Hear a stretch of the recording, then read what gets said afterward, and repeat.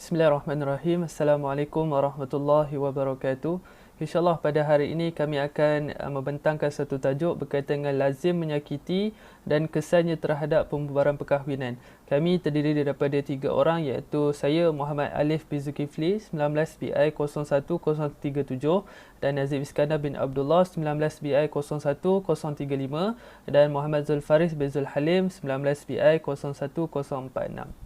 Okey, untuk takrif pembubaran perkahwinan dan lazim menyakiti, pembubaran bermaksud perpisahan ataupun perceraian antara pasangan suami isteri sekiranya mereka gagal memenuhi objektif sesebuah perkahwinan itu. Maksudnya kat sini adalah pembubaran itu adalah sama seperti perpisahan ataupun perceraian. Apabila berlakunya pembubaran, maka berlakunya perceraian. Itu maksud pembubaran. Dan maksud lazim menyakiti ialah sesuatu perilaku seseorang terhadap seseorang, iaitu suami kepada isteri ataupun isteri kepada suami, yang seringkali menyakiti sama ada berbentuk emosi maupun fizikal atau menjadikan kehidupannya menderita. Jadi lazim menyakiti ini selalunya isteri, suamilah yang menyakiti si isteri. Okey, terdapat beberapa jenis pembubaran perkahwinan, iaitu kami telah masukkan 5 jenis pembubaran perkahwinan, iaitu pertama sekali iaitu cerai talak. Cerai talak ialah perceraian secara talak berlaku apabila kedua-dua pihak suami dan isteri bersetuju untuk bercerai secara baik atau suami membuat keputusan untuk menceraikan isteri secara lafaz talak. Ini adalah perceraian yang seperti biasalah. Okey, yang seterusnya berkaitan dengan cerai taklik. Cerai taklik bermaksud taklik definisikan mengikut undang-undang keluarga Islam sebagai lafaz perjanjian yang dibuat oleh suami selepas akad nikah. Perceraian secara taklik berlaku apabila suami melanggar taklik yang dibuat olehnya semasa upacara akad nikah, iaitu selepas yang berlakunya akad nikah, si suami akan baca satu lafaz taklik. Jadi sekiranya lafaz taklik yang dilakukan, yang dibacakan ketika itu dimungkiri, maka akan berlakunya cerai taklik. Jadi si isteri bolehlah minta permohonan perceraian secara taklik. Itu cerai taklik. Dan seterusnya berkaitan dengan cerai khuluk. Cerai khuluk bermaksud perceraian secara khuluk merupakan salah satu alternatif perceraian yang boleh berlaku dengan penawaran oleh pihak isteri untuk bercerai dengan suaminya dengan menawarkan sejumlah wang atau harta sebagai pampasan. Ni kalau orang Melayu cakap ni, cerai khuluk ni maksudnya tebus talak, iaitu si isteri ni nak bercerai dengan si suami. Jadi disebabkan begitu, si isteri kata kepada si suami, aku akan membayar balik mas kahwin yang telah kamu berikan kepada aku dahulu. Seperti kalau contoh mas kahwin yang diberikan si suami kepada si isteri RM1,000, RM1,100 katakanlah. Jadi si isteri akan mengembalikan balik mas kahwin tersebut kepada si suami sebagai pampasan lah. Ini dikatakan cerai khuluk. Okey, untuk jenis pembubaran yang seterusnya iaitu berkaitan dengan fasaq, cerai fasaq, iaitu inilah adalah tajuk utama yang kami akan terangkan di sini, iaitu fasaq merupakan pembubaran perkahwinan melalui kuasa yang diberikan kepada hakim walaupun untuk memohon fasaq terpakai kepada kedua-dua suami atau isteri, namun secara amalannya hak fasaq diberikan kepada isteri memandangkan suami mempunyai hak untuk melafazkan talak. Jadi yang kat sini maksudnya fasaq perceraian secara fasaq, permohonan secara fasaq boleh dikemukakan, boleh difailkan oleh isteri dan juga suami. Jadi apakah yang dimaksudkan dengan fasaq? Fasaq adalah berlaku sekiranya ada beberapa perkara yang dilakukan oleh suami ataupun isteri yang tidak boleh diterima pakai. Sebagai contohnya, si suami sering menyakiti si isteri ataupun si suami tidak memberi nafkah kepada isteri. Jadi si isteri boleh meminta fasaq kepada mahkamah dan meminta perceraian secara fasaq lah. Namun ada beberapa perkara keburukan sekiranya perceraian berlaku secara fasaq yang akan diterangkan sebentar nanti. Okey, yang seterusnya pembubaran secara li'an. Perceraian secara li'an berlaku apabila suami menafikan anak yang dilahirkan oleh isterinya atau anak yang di dalam kandungan isterinya sebagai anaknya, atau menuduh isterinya berzina dengan lelaki lain tetapi tidak dapat membuktikan melalui penyaksian 4 orang saksi. Jadi ini terlalu complicated lah untuk diterangkan di sini. Jadi secara mudah dia, cerai li'an ini adalah apabila si suami menuduh si isteri melakukan penzinaan tapi tanpa ada penyaksian ataupun tanpa ada saksi. Jadi si suami melihatlah. Jadi si suami terpaksa bersumpah di atas nama Allah, bersumpah. Lalu si isteri juga akan bersumpah. Lalu akan berlakulah perceraian secara li'an yang akan dikemukakan, yang akan dikendalikan oleh hakim, dan mereka akan di pembubaran perkahwinan mereka akan dibubarkan serta-merta. Nama saya Nazif Iskandar bin Abdullah 19 BI 01035. Baiklah, untuk tajuk saya iaitu kesan menyakiti isteri dalam undang-undang. Kita boleh lihat yang mana bila mana seseorang menyakiti isteri, kita boleh didakwa dalam undang-undang lah. Dalam Akta Keganasan Rumah Tangga dalam kurungan pindaan 2017, itulah akta yang boleh kita diambil tindakan. Iaitu yang pertama ialah apabila seorang mangsa, iaitu si isteri lah, membuat laporan polis. Maka itu sudah jadi satu aduan rasmi lah. Maka jikalah si isteri tidak boleh untuk keluar rumah ataupun dihalang oleh si suami untuk keluar dari rumah untuk membuat laporan polis, maka si isteri boleh wakilkan ahli keluarga ataupun rakan-rakan terdekat untuk membuat laporan polis. Dan seterusnya, bila mana sudah dibuat laporan polis, sudah jadi satu rekod lah, maka polis boleh membuat siasatan. Okey, dah boleh siasatan pegawai polis, iaitu pegawai polis akan menghubungi si suami dan menjalankan siasatan. Dan boleh juga apabila laporan polis ni dibuat, jika si isteri tu kadang-kadang si isteri dia masih menyayangi hubungan keluarga tu, jadi dia tak naklah berlaku apa-apa dalam keluarga, hubungan keluarga tu, si isteri dengan si suami, maka boleh juga si isteri meminta pihak polis tak perlu siasat, tapi hanya sekadar membuat satu rekod saja. Dan jika berulang lagi si suami menyakiti isteri, maka si isteri bolehlah membuat laporan polis yang baru dan boleh meminta polis untuk membuat siasatan lah, jalankan siasatan. Dan seterusnya, apabila sudah ada siasatan polis, dah kumpul semua bukti, maka bolehlah dibawa kepada mahkamah ataupun pendakwaan di mahkamah. Dan jikalah bersalah oleh mahkamah menurut segala bukti dan juga siasatan, maka si suami itu akan dipenjarakan. Dalam undang-undang juga ada hak-hak perlindungan, iaitu apabila mangsa boleh membuat meminta perintah perlindungan interim ataupun dalam bahasa Inggeris dia Interim Protection Ordinance, IPO. Maka pegawai polis di bahagian seksual wanita dan kanak-kanak bolehlah diminta di situ. Dan seterusnya,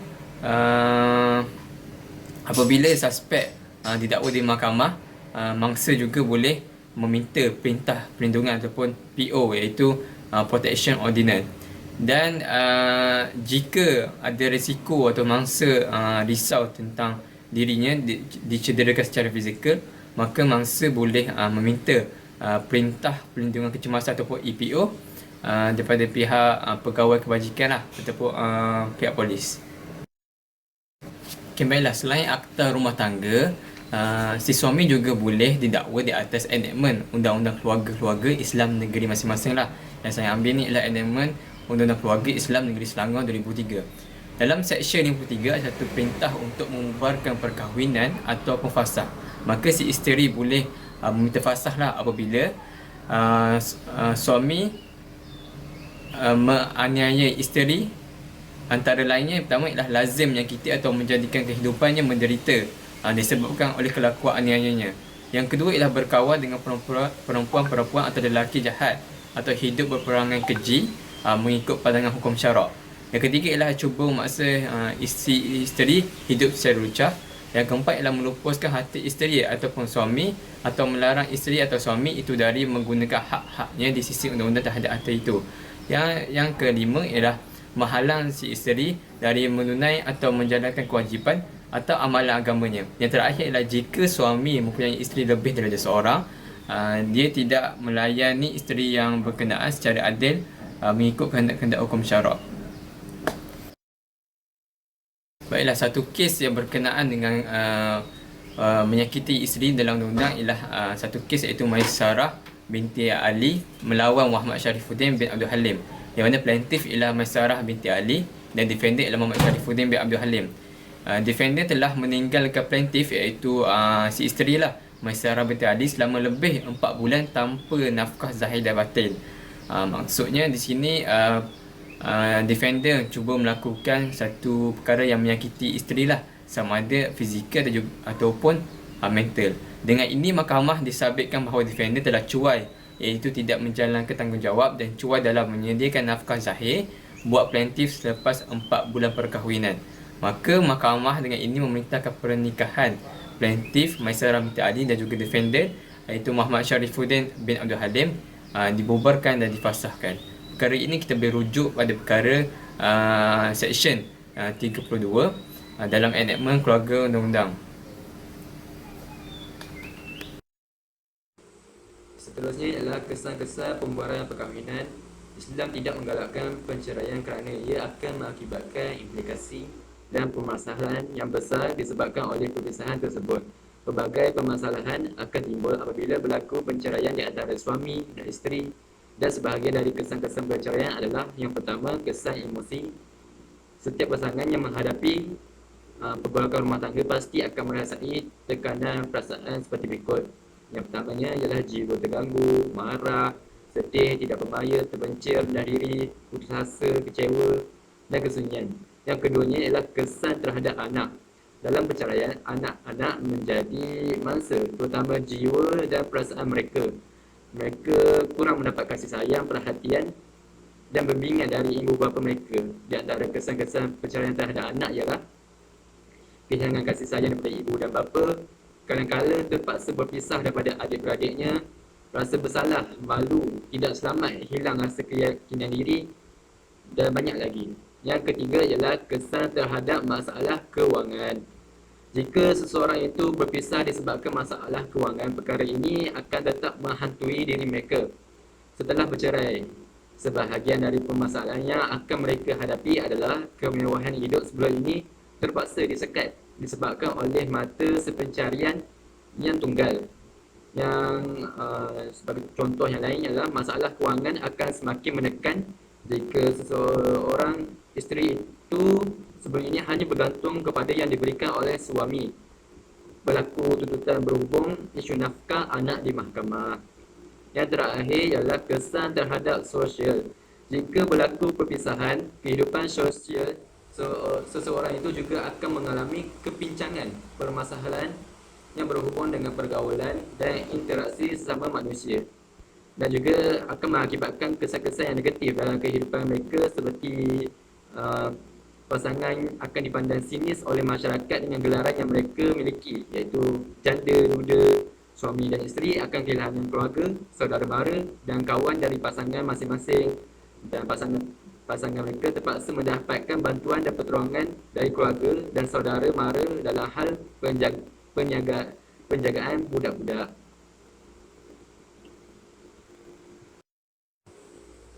Seterusnya ialah kesan pembubaran perkahwinan dari segi undang-undang Islam. Di bawah undang-undang Islam, perceraian pertama di antara suami dan isteri disebut sebagai talak raj'i. Ini bermakna suami boleh berdamai rujuk dengan isteri dalam tempoh menunggu 3 bulan selepas perceraian, yang dinamakan sebagai tempoh iddah, tanpa perlu untuk mereka menjalani upacara nikah semula. Dalam kes sedemikian, suami dikatakan telah menarik balik perceraian itu. Suami dan isteri juga boleh merujuk jika mereka bercerai buat kali kedua. Seksyen 102 dan 107 AMLA, Administration Muslim Laws Act, menerangkan proses dan syarat pendaftaran rujuk. Selepas tempoh iddah, suami dan isteri tidak dibenarkan untuk rujuk tetapi boleh bernikah semula. Yang kedua, jika suami dan isteri bercerai buat kali ketiga, perceraian itu dikenali di bawah undang-undang Islam sebagai talak ba'in kubra. Ini bermakna suami dan isteri tidak boleh rujuk atau bernikah lagi. Suami dibenarkan bernikah semula dengan bekas isteri hanya selepas bekas isteri menikahi lelaki lain dan kemudiannya mereka bercerai selepas bersatu. Yang ketiga, juga suami dan isteri yang telah diceraikan melalui talak wajib oleh hakam atas perintah fasah atau secara khulud tidak dibenarkan rujuk. Mereka hanya boleh bernikah semula. Seorang suami juga boleh menceraikan isterinya buat kali pertama dengan menyebut talak 3. Misalnya dengan mengatakan, saya ceraikan isteri saya dengan 3 talak. Penceraian ini adalah talak bain kubra. Kesimpulannya ialah meskipun pembubaran perkahwinan dibenarkan, iaitu peruntukan khulud, fasah dan taklid yang diberikan kepada kaum wanita, namun usaha-usaha hendaklah dibuat untuk menyelamatkan suatu ikatan perkahwinan itu, seperti mana yang difirmankan oleh Allah Subhanahu Wa Taala dalam surah An-Nisa ayat 35 yang bermaksud, dan jika kamu bimbangkan perpecahan antara mereka berdua, iaitu suami isteri, maka lantiklah seorang hakim ataupun orang tengah hakam, seorang dari keluarga lelaki dan seorang dari keluarga perempuan. Jika kedua-dua orang tengah itu bertujuan hendak mendamaikan, nescaya Allah akan menjadikan kedua-duanya itu berpakat baik. Sesungguhnya di antara lelaki dan wanita itu terdapat perbezaan dalam membuat sesuatu keputusan, di mana kebiasaannya wanita itu lebih mudah tunduk pada perasaan dan emosi, apalagi jika sedang berada di saat-saat genting di mana persoalan perceraian sebenarnya memerlukan kepada pemikiran yang rasional. Seperti sabda Rasulullah sallallahu alaihi wasallam yang bermaksud, mana-mana isteri yang meminta cerai dari suaminya tanpa alasan maka haram kepadanya bau syurga. Hadis riwayat Ahmad dan At-Tirmizi. Manakala pihak lelaki pula tidak boleh terburu-buru menggunakan kuasa yang ada untuk menceraikan dan mesti berfikiran tenang, terutama dalam mempertimbangkan kewajipan dan tanggungjawabnya terhadap keluarga. Firman Allah Subhanahu Wa Taala yang bermaksud, dan bergaullah kamu dengan mereka, isteri-isteri kamu itu, dengan cara yang baik. Kemudian jika kamu merasai benci kepada mereka disebabkan tingkah lakunya, janganlah kamu terburu-buru menceraikannya. Kerana boleh jadi kamu bencikan sesuatu, sedangkan Allah hendak menjadikan pada apa yang kamu benci itu kebaikan yang banyak untuk kamu. Surah An-Nisa ayat 19. Okey, itu saja daripada kami. Semoga ilmu yang kami sampaikan pada hari ini dapat dijadikan sebagai satu ilmu yang berguna dan bermanfaat kepada siapa yang mendengarnya. Okey, Assalamualaikum warahmatullahi wabarakatuh.